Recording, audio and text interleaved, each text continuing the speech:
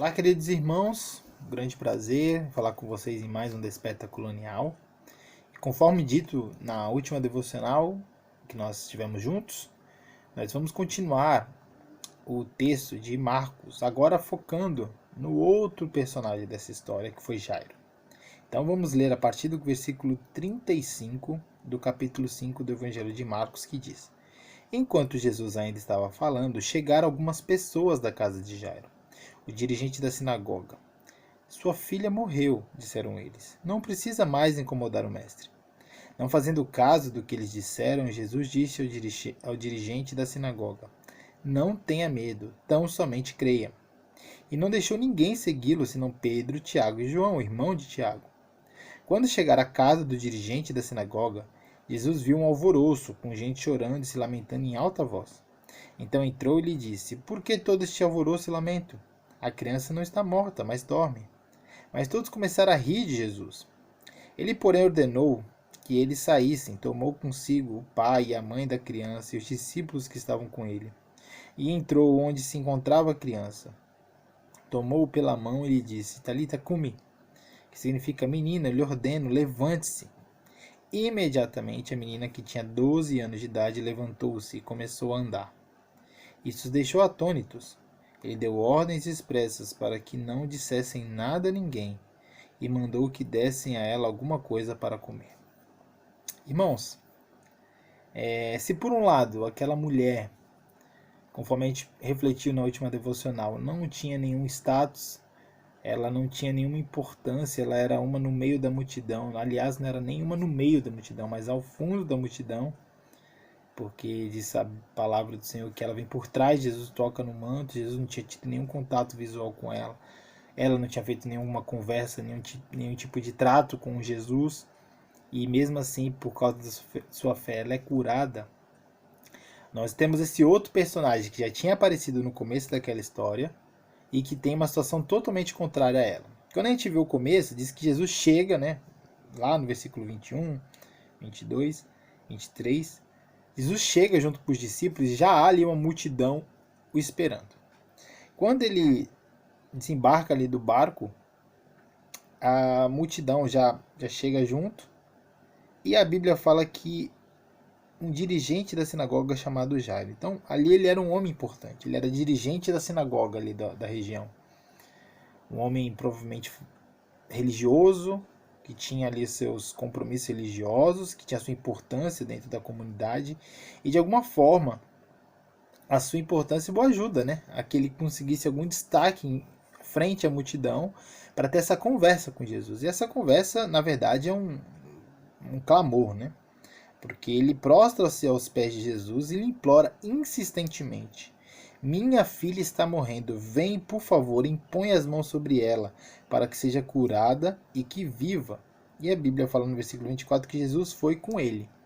Então nós temos essa situação, ele consegue, de alguma forma, Deus ali providencia que a sua filha fique doente, doente a ponto de morrer, perto da morte, e a agenda bate exatamente com a vinda de Jesus à sua região, né? Lembremos que Jesus ele transitava, ele viajava, então exatamente quando a sua filha tinha a maior necessidade, Jesus vem à sua região. E ele consegue encontrar Jesus, ele consegue se destacar na multidão, ele consegue conversar com Jesus, desabafar, clamar, pedir ajuda a Jesus, e ele consegue uma afirmativa de Jesus: ok, vamos lá à sua casa, vamos ver a sua filha.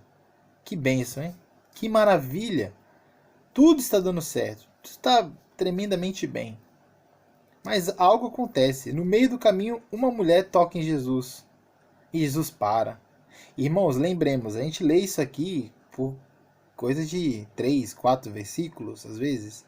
E a gente lê isso em 20, 30, 50, menos de um minuto. E a gente às vezes transfere isso, né? Eu faço isso muitas vezes, eu creio que os irmãos também, a gente tem que lembrar disso, se atentar a isso.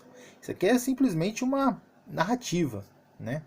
A gente não sabe os pormenores da história, os detalhes mais importantes, os mais relevantes, eles estão na palavra de Deus. Mas com certeza isso aqui não durou um minuto. Esse diálogo, essa situação, esse para, vai, anda, multidão ao redor de Jesus, lembre-se, a multidão continuava ao redor de Jesus. Isso fez com que Jesus não conseguisse caminhar, que Jesus não conseguisse avançar, e ele parava e atendia, e para conversar com aquela mulher. Imagine a aflição de Jairo. Nós não conseguimos ler somente, a palavra de Deus não fala o que passou na cabeça de Jairo, mas podemos crer, até baseado um pouco na história de quando Jesus cura Lázaro, né? Que Jesus demora 4 dias para chegar até Lázaro, e a Marta chega e chora para Jesus e fala: se o Senhor tivesse vindo antes. Imagina que se passava a aflição que passava-se ali na, na vida, né, de Jairo, na mente de Jairo. Se você tem filho, filha, já teve que levar filho para o hospital, às vezes com uma coisa que nem é tão grave, você não quer às vezes nem parar no semáforo porque você está agoniado, você não gosta de ver sua filha, seu filho vomitando, agora sabendo que sua filha está quase morrendo, e a sua solução, o que pode fazer com que a situação mude, está parado, quase não consegue andar por causa de uma multidão. Provavelmente ele ficou aflito. E mais aflito ficou quando, no versículo 35, que foi o primeiro que a gente leu hoje, chegando algumas pessoas da casa de Jairo e falam: olha, deixa o mestre em paz, sua filha já morreu. Imagine o que se passou na mente desse homem. Imagine o que se passou no coração desse homem. Eu estava tão perto, eu tinha conseguido, Jesus estava vindo na minha região, bem na época que a minha filha ficou doente. Eu consegui, ele falou que ia vir na minha casa, e se não fosse essa multidão, se não fosse essa mulher, o que será que se passou na cabeça de Jairo? Eu creio que esses pensamentos com certeza ali sondaram ali seu coração, né? Mas Jesus, ele de pronto, ele já fala, a Bíblia fala que ele não dá atenção para o que foi falado, não fazendo caso, né, de versículo 36 na NVI. Ele fala: ó, não tenha medo, tenha fé, então somente creia. E ali, então, renasce uma esperança, né? E é interessante porque quando eles chegam na casa, o versículo 38 fala que havia um alvoroço, gente chorando em alta voz. Chorando e se lamentando em alta voz. Havia realmente aquele sentimento de dor, de luta, as pessoas chorando forte. Aquela coisa bem, bem triste, né? E o versículo 39, Jesus fala: por que está tendo esse lamento? Por que estão assim? Ele só está dormindo. E aí o 40 mostra a inversão de valores, de ações, né? Enquanto no 38 estavam chorando e clamando e lamentando em alta voz, no 40 as pessoas riram de Jesus, porque Jesus falou que a criança estava dormindo e todos sabiam que ele estava morto. E aí nós temos essa fantástica ressurreição dessa menina e a ação de Deus em Jesus em curá-la, e todos ficam atônitos, e Deus pede para que não contem nada, e ele cuida além da menina, ele não cuida só da parte de saúde, ele ainda pede para que deem comida para ela, que é assim que termina o versículo 43.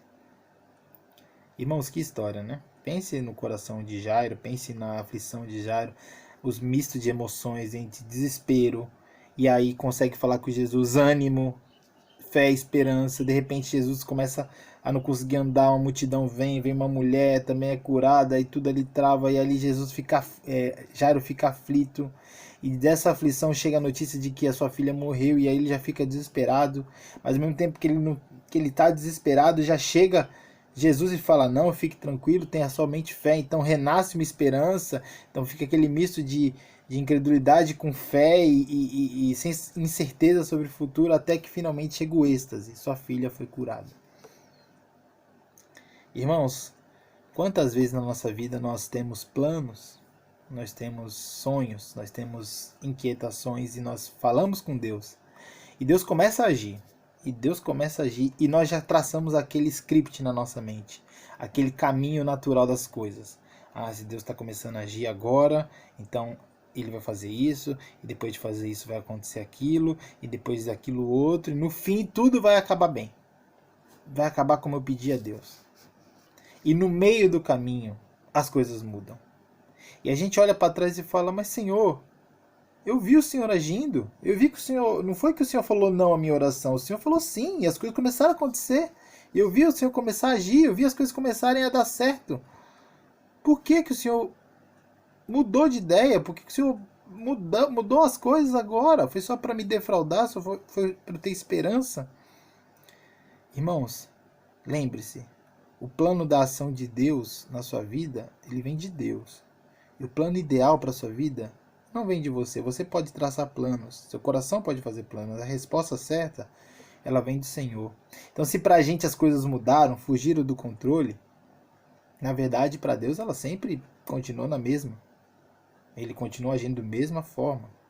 Para Jesus, quando ele desceu do barco e falou com Jairo, ele sabia que ele ia ser interrompido pela multidão, ele sabia que uma mulher ia vir tocá-lo, ele sabia que tudo aquilo aconteceria. Tudo aquilo fazia parte do seu plano. Mas Jairo não sabia. Jairo não sabia, ele teve que viver com esse misto de emoções. E ele só conseguiu ficar bem quando ele teve fé. Porque ele teve fé para ir lá no começo atrás de Jesus. E teve fé para continuar o caminho rumo à sua casa, mesmo diante da notícia de que sua filha já estava morta. Irmãos, nós só vamos conseguir entender, e às vezes nem entender, mas crer e confiar de que o plano de Deus é o melhor para a gente se a gente tiver fé. Assim como a daquela mulher da outra história. E assim como a de Jairo. Mas lembre-se, muitas vezes Deus ele começa a agir na sua vida e as coisas começam a acontecer, mas não quer dizer que tudo vai sair conforme você planejou.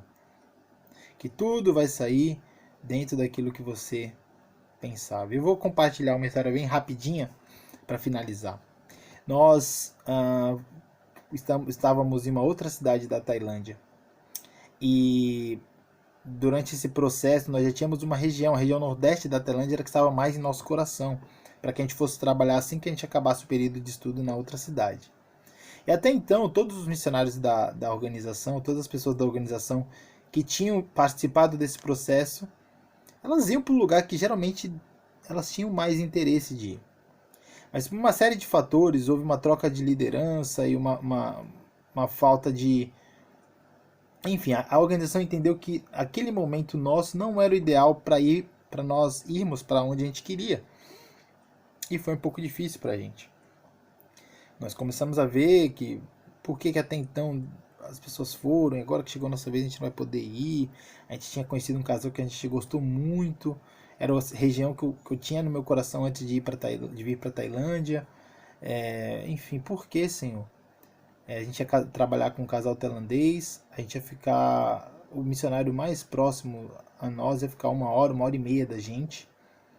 E uma das coisas foi isso, vocês vão ficar num lugar um pouco mais isolado e vocês, se tiverem alguma necessidade, a liderança está mudando agora, as pessoas não vão poder te ajudar, como acontece geralmente no começo, né? O missionário novo chega, os anteriores ajudam, né?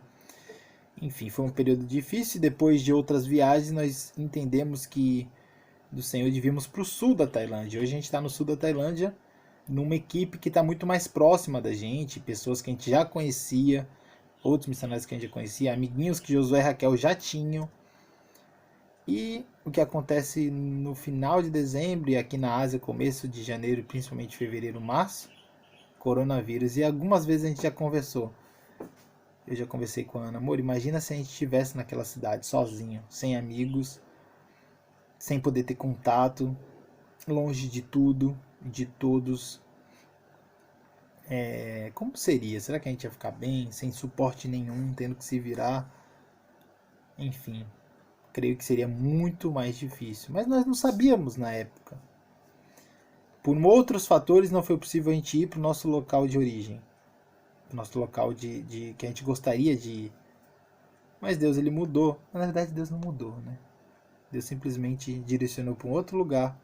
E a gente que entendeu que Deus mudou e na verdade tudo fazia parte do plano perfeito dele. Então, irmão, se você tem alguma coisa que você já pediu a Deus, você sabe que Deus já começou a agir e a coisa tomou outro rumo, descanse. Deus, ele continua agindo do jeito dele, do tempo dele, da forma dele, que é a melhor para a sua vida e para a minha vida. Que Deus nos abençoe.